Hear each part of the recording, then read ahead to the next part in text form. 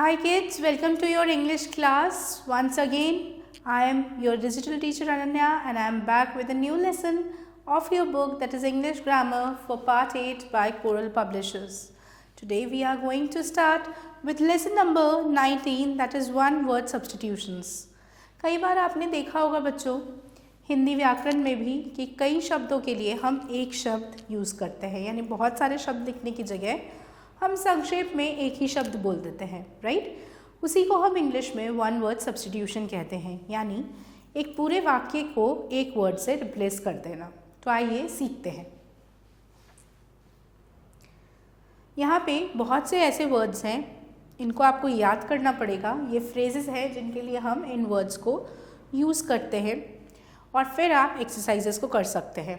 जैसे कि The act of freeing a person from the charge of a verdict is acquittal. Make oneself familiar with a person or a thing is acquaint. यानी कोई ऐसा इंसान जिसको हम जानते हैं, जगह को जानना पहचानना, वस्तु को जानना पहचानना, उसको हम acquaint करते हैं। A van which is used in transporting wounded or serious patients यानी patients को इधर उधर ले जाने के लिए जिस वैन का हम यूज़ करते हैं उसका एक स्पेशल नेम है, उसको हम एम्बुलेंस बोलते हैं। इसी तरह कई सारे ऐसे वर्ड्स हैं जिनके लिए वन वर्ड हम लोग यूज़ करते हैं। ठीक है, आइए और भी कुछ ऐसे ही वर्ड्स के बारे में जानते हैं। State between boy and youth जिसे हम एडोलसेंस बोलते हैं। A man who does something as a hobby that is amateur. A life story of a person himself that is autobiography. Types of vehicle which move automatically that is automobile. Signature of a person's own handwriting that is autograph. ठीक है, an assembly of person who listens to somebody speak that is audience. यानी जब हम भाषण दे रहे हैं और जो लोग सुन रहे हैं श्रोतागण उनको हम ऑडियंस बोलते हैं right. An event recurring early यानी कोई ऐसा इवेंट जो हर साल होता है, सालाना तौर पे होता है, उसको हम एनुअल बोलते हैं। An act of pardoning persons in general that is amnesty.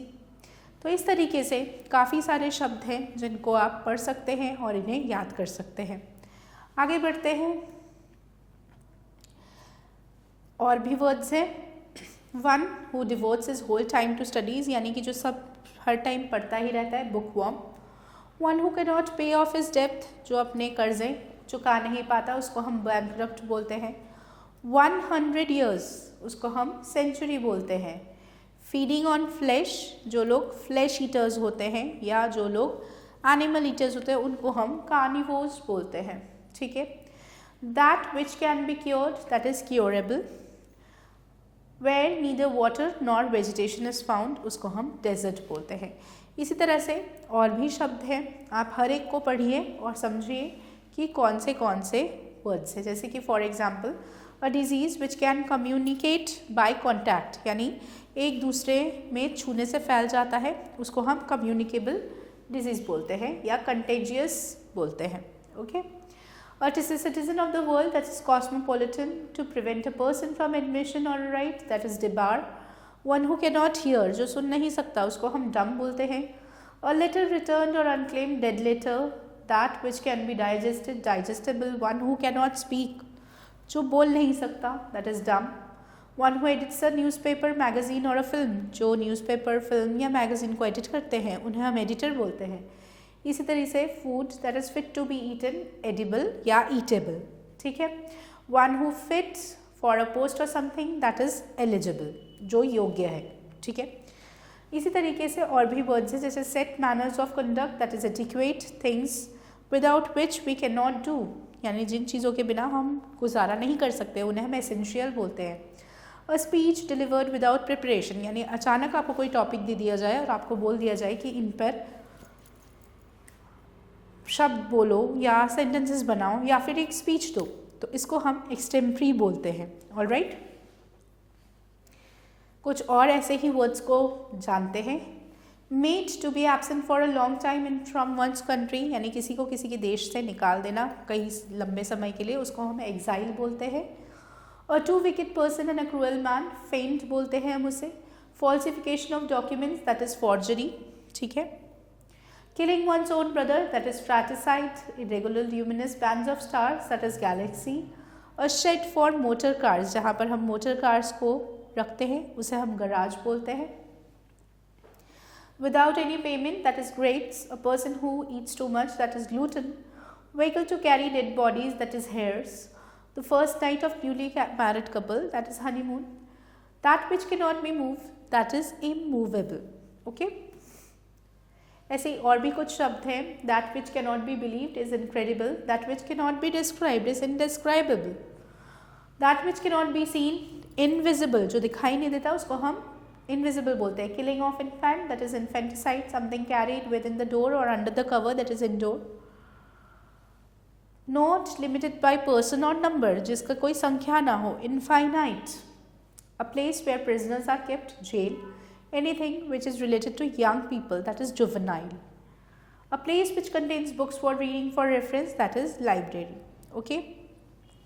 तो इस तरह से कई सारे ऐसे वर्ड्स हैं. यहाँ पे बहुत लंबी लिस्ट है, आप इनको पढ़ सकते हैं, इन्हें याद कर सकते हैं. इनसे ना सिर्फ आपकी नॉलेज बढ़ेगी बल्कि आपका जो वोकैबुलरी है वो भी काफ़ी हद तक इंक्रीज करेगा और एक्सपैंड करेगा. ठीक है. इस तरीके से सभी वर्ड्स को आप पढ़ेंगे. जैसे कि for example, one who steels out of pockets of other, जो जेब कतरे होते हैं उनको हम पिक पॉकेट बोलते हैं. मैरिंग सेवरल वुमेन, बहुत सारी शादियाँ जो लोग करते हैं उन्हें हम पॉलीगैमी बोलते हैं. One who pretend skill in medicine या सर्जरी, उनको हम क्वैक बोलते हैं. Stanza of 4 line, that is quatrain. Okay. तो इस तरीके से बहुत सारे वर्ड्स हैं जिनको आप पढ़ सकते हैं और याद रख सकते हैं. Okay. There is a complete list. इसको पढ़िए और याद कीजिए, उसके बाद ही एक्सरसाइज कर सकते हैं. ऑलराइट. जब आप इनको अच्छे से पढ़ लेंगे, समझ लेंगे, तब आप इजीली एक्सरसाइजेस भी कर सकते हैं. जैसे कि यहाँ एक्सरसाइज में दिया है, right one word for the following and use them in your sentences. पहले आपको एक वर्ड देना है इन फ्रेजेस के लिए और उसके बाद आपको उनको यूज़ करके सेंटेंस भी फ्रेम करना है. A game in which neither party wins, जहाँ कोई भी विन नहीं करता उसको हम ड्रॉ करना बोलते हैं, यानी मैच ड्रॉ हो जाना. ठीक है. या मैच टाई हो जाना. तो the match was a draw, no team won the match, it was a draw. आप ऐसे सेंटेंस बना सकते हैं. इस तरीके से the government by the people, democracy, India is a democratic country, या India follows the government on the basis of democracy. Alright. इस तरीके से आप सेंटेंसेस फ्रेम कर सकते हैं. आगे बढ़ते हैं. A hand writing that can not B red, एक ऐसी हैंड राइटिंग जो पढ़ ही नहीं सकते, दैट इज़ अनरीडेबल. ठीक है. His hand writing is so poor that it is unreadable, या he has an unreadable hand writing. A grass eating animal, herbivore. Donkey is a grass eating animal, या फिर cow is a herbivores. Alright. इस तरीके से आप जो है अलग अलग वर्ड्स को लिख सकते हैं और फिर उनसे सेंटेंस बना सकते हैं. जैसे स्टडी ऑफ एनवायरनमेंट में आएगा, जो लोग एनवायरनमेंट के बारे में पढ़ते हैं एनवायरमेंटलिस्ट बोलते हैं उन्हें. So my brother is an environmentalist. Alright. A person who is above 100 years, जो ऑलरेडी 100 साल से ऊपर जी चुके हैं, he is a centurion. Alright. इस तरीके से आप जो है वर्ड्स का मीनिंग लिखिए और उसके बाद उनके बारे में सेंटेंस बनाइए. ठीक है. अ स्टडी ऑफ एनिमल्स, जो लोग एनिमल्स के बारे में स्टडी करते हैं उनको क्या बोलेंगे. ठीक है. अ sound that can not be heard, ultrasonic sounds. ठीक है. अ person who can not read on right, जो पढ़ नहीं सकते, अनपढ़, उन्हें हम इलिटरेट बोलते हैं.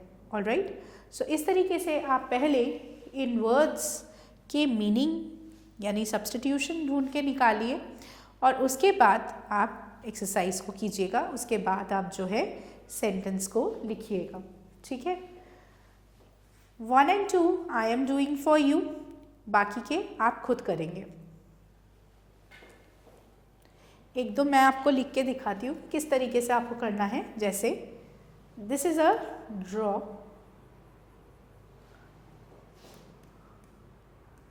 neither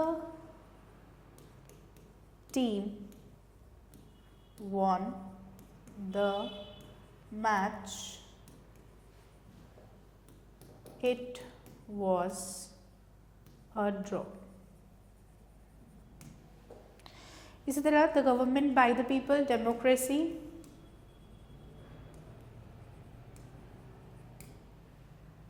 India is a democratic nation.